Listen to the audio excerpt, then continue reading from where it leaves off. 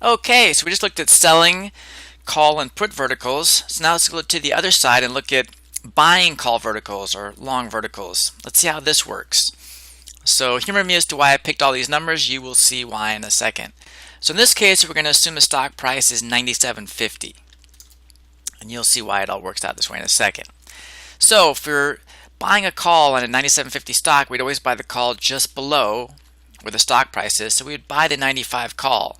And when we do that, we want the stock price to go up. And when we buy a call, we have undefined profit potential, right? It can go up to whatever number and we can make a lot of money. But the POP of making money on the trade is very low. On average, when we buy a call, it's about a 35% POP.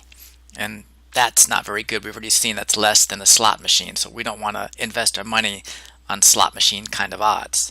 So what can we do to help improve our POP on this kind of thing? We can buy a call vertical. So let's go through and show you how this works.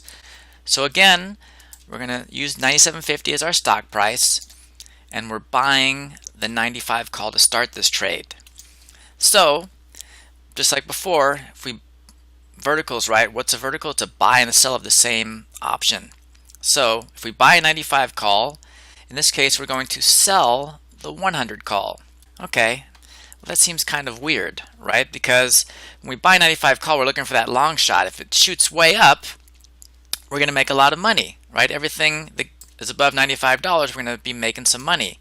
And in this case, when we sell a 100 call, what do we want to happen? Well, we want the stock to go down. So anything above $100, we're going to be losing money.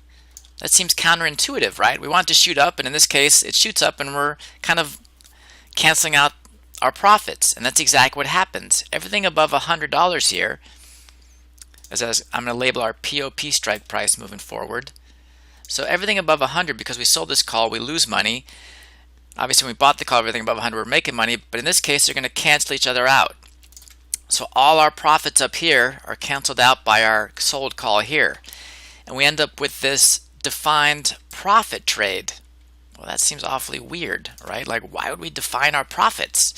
We want them to run, right? That's what we're famous for hearing. Let your profits run. And in this case, we're limiting our profits. We're defining our profit. So why do we do that? By the way, this is how a call vertical is set up. But why do we define our profit with a long or a bought vertical? Let's move forward and show you why.